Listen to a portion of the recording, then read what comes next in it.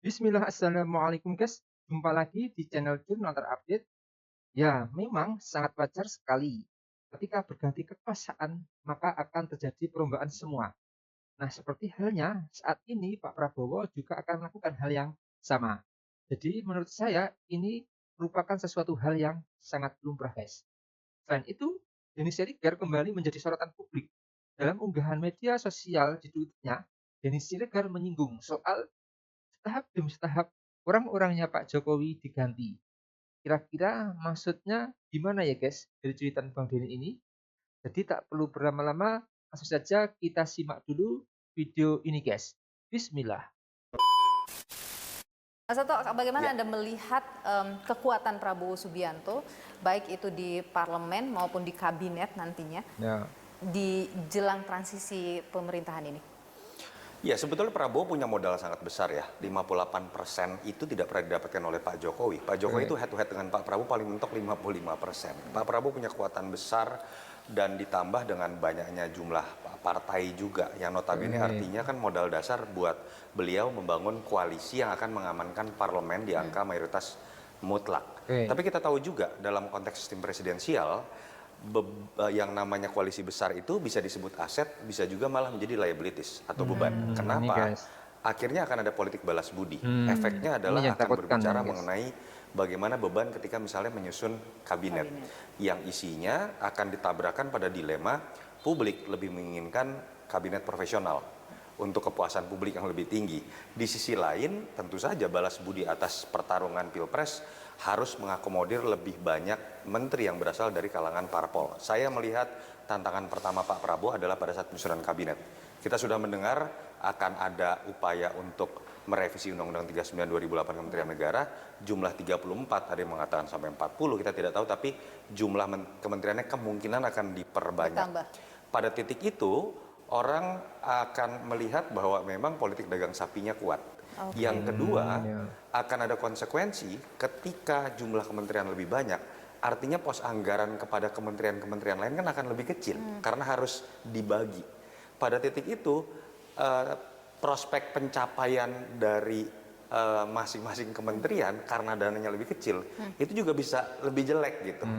Yang ketiga adalah bagaimana kemudian mengelola pertarungan di antara partai-partai itu ketika berbicara mengenai bagi-bagi jatah pos Ya. menteri strategis. Oke, kalau kita sekarang lihat ada dua wamen, yang mana dua orangnya Ya. ini adalah orang sangat dekat dengan Prabowo Subianto. Anda melihat itu memang bagian dari Prabowo mulai mengorkestrasi kekuatannya di kabinet nanti? Yang Ini pertama, guys. kalau kita bicara Thomas Jiwandono, saya masih mencoba mengerti bahwa dalam konteks menjadikan keponakannya sendiri wakil menteri keuangan, tujuannya adalah untuk memastikan bahwa penyusunan APBN 2025 bisa sesuai dengan apa yang menjadi target utama dari janji-janji kampanye Prabowo. Yang menarik adalah ketika kemudian Sudaryono muncul menjadi wakil menteri pertanian. Ini menurut saya kayaknya tidak terkait dengan urusan bagaimana nanti postur kabinet ke depan dan bagaimana Pak Prabowo mengelola kabinetnya ke depan. Oke, jadi Urusannya soal apa? domestik banget. Apa? Kemungkinan ini sepertinya terkait dengan Pilkada Jateng. Kita tahu ada 3 nama kuat. Di Pilkada Jateng dulu itu hanya 2 nama kuat dalam Kim. Ada Sudaryono, mantan asprinya Pak Prabowo, sudah bergerak di Jawa Tengah. Ya. Ada juga Ahmad Lutfi, yang jumlah spanduknya lebih banyak lagi dan orang dekatnya Pak Jokowi. Sepertinya sulit untuk membuat sebuah formula siapa yang jadi wakil. Belakangan muncul lagi nama Kaisang. Jauh lebih penting karena posisi anak presiden Pak Jokowi ya. Jadi kayaknya kok ini hanya untuk menyelesaikan kebingungan dan posisi dilematis Iya bagaimana Kim sih. ingin bersatu di Jawa Tengah. Ya. Anda membaca bagaimana kekuatan Prabowo, namanya Gerindra lewat Prabowo ya, di pilkada serentak ini? Pertama yang menurut saya harus dilihat adalah tentu saja kekuatan magnet itu ada di Gerindra. Saya yakin para calon kepala daerah ingin dalam koalisinya itu ada Gerindra. Artinya kan di backup oleh kekuasaan tertinggi bernama presiden. Asumsinya nih ya, secara realita saya cenderung akan lebih aman dari APH, aparat penegak hukum dan lain-lain. Itu realita politik. Tetapi ada fakta lain bahwa Gerindra ketika harusnya bisa memanfaatkan psikologi seperti ini, kadernya tidak banyak yang bagus. Oke. untuk menjadi Gitu. nomor satu, entah di level pilgub atau bupati wali kota. Hmm. Sehingga mereka berbenturan nih ketika sebetulnya dilirik untuk menjadi pemimpin koalisi, tapi begitu ingin memasukkan nama kader, kadernya tidak banyak yang surveinya tinggi. Artinya menurut saya Gerindra harus bersikap realistis bahwa dia bisa saja bergabung dengan siapapun, bukan hanya Kim, tapi bisa juga misalnya dengan PDI Perjuangan, penguasa infrastruktur politik juga. Yang terpenting adalah koalisinya mayoritas akan menang, walaupun hanya menjadi wakil. Anda merasa Prabowo efek ini besar? Pada saat 27 November pasti akan lebih besar dibanding Ya. efek dibanding Jokowi. Tetapi apakah seperti akan terjadi se-ekstrim apa yang terjadi pada SBY? Tidak. Karena Jokowi masih menempatkan dirinya dengan anaknya menjadi bagian dari pemerintahan Prabowo, bahkan ada yang masih menganggap sebagai sosok kingmaker yang ada di belakang Prabowo Gibran. Artinya Pak Jokowi masih akan terus membayangi pemerintahan Prabowo Gibran ini? Itu berbeda.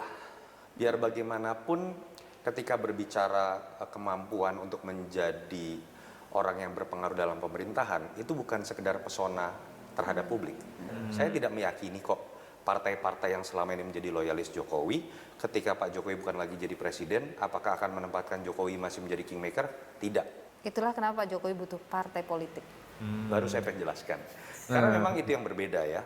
Gitu ya. Pak Jokowi kekuatan terbesarnya pada saat menjadi presiden adalah dia tidak punya bukan tidak punya partai, dia bukan ketua umum PDI Iya. Perjuangan, tapi itu menjadi aset tersendiri sehingga membuka ruang buat dia menjadi dekat dengan partai lain. Tetapi ketika dia tidak lagi menjadi presiden, kelebihan atau kelenturan tadi itu malah menjadi kelemahan. Sekarang kekuatannya sudah hilang dengan sendirinya. Itu yang menyebabkan Gitu, menurut ya. saya ketiadaan partai yang dimiliki oleh Pak Jokowi akan jadi kelemahan. Makanya pertanyaan selanjutnya adalah isu Pak Jokowi akan jadi pemimpin di Golkar atau partai lain, itu bisa jadi sangat menarik. Oke, kita nantikan bagaimana kemudian setelah Oktober 2024 nanti. Akan banyak kejutan dibandingkan dengan pemerintahan Jokowi menurut saya. Baik. Oke guys, jadi 3 bulan jelang pelantikan Presiden dan Wakil Presiden terpilih Prabowo Subianto dan Gibran Rakabuming Raka mulai mempersiapkan diri dengan melakukan berbagai keputusan politiknya. Presiden Jokowi misalnya melantik 3 wakil menteri, di mana 2 diantaranya adalah orang dekat Pak Prabowo. Mereka adalah Thomas Djiwandono, keponakan Prabowo Subianto, sebagai Wakil Menteri Keuangan. Lalu Sudaryono selaku Ketua Gerindra Jawa Tengah yang ditunjuk sebagai Wakil Menteri Pertanian, dan yang terakhir adalah Yuliot Tanjung, pejabat karir di Kementerian Investasi sebagai Wakil Menteri Investasi. Lalu by the way, ini juga ada tweetan yang mungkin sangat mengejutkan dari Denny Siregar melalui akun Twitternya. Jadi ini guys, ini adalah cuitan dari Denny Siregar melalui akun Twitternya. Dalam akun Twitternya, Denny Siregar itu mencuitkan, setahap demi setahap orang-orangnya Pak Jokowi diganti, yang masih menjabat Dakdikduk karena tahu waktu mereka cuma sebentar. Nah, di dalam postingannya itu juga ada gambar yang mana Andi Arief dari Demokrat itu diangkat menjadi komisaris PLN guys. Jadi ini guys fotonya. Lalu ini ada juga berita dari Sindo News. Coba kita lihat dari Sindo News ini gimana beritanya. Oke, jadi ini kita lihat apa beritanya. Jadi judulnya adalah Burhanuddin Abdullah diangkat menjadi Komut PLN, Andi Arief sebagai komis. Jadi ini berita dari Sindo News guys. Ini fotonya ya guys ya. Jadi Kepala Badan Pemenangan Pemilu Bapilu Partai Demokrat Andi Arief diangkat menjadi Komisaris Independen PT Perusahaan Listrik Negara PLN. Dan itu dibenarkan oleh Deputi Bapilu Demokrat Kamhar Lakumani. Benar, Andi Arief menjadi Komisaris Independen PLN, kata Kamhar. Selain Andi Arief, juga Ketua Dewan Pakar Tim Kampanye Nasional Prabowo Subianto, Gibran Rakabuming Raka, Burhanuddin Abdullah juga ditunjuk menjadi Komisaris Utama atau Komut PLN. Burhanuddin menggantikan Agus Martowardoyo dan merangkap menjadi Komisaris Independen PLN. Jadi ternyata seperti itu guys isi berita yang mungkin apa yang dicuitkan oleh Denny Siregar atau yang dimaksudkan oleh Denny Siregar, guys. Jadi mungkin itu guys yang bisa saya uraikan untuk video kali ini. Bagaimana menurut kalian soal video ini? Tulis komentarnya di bawah ini ya guys ya. Saya isi pamit dulu. Assalamualaikum warahmatullahi wabarakatuh.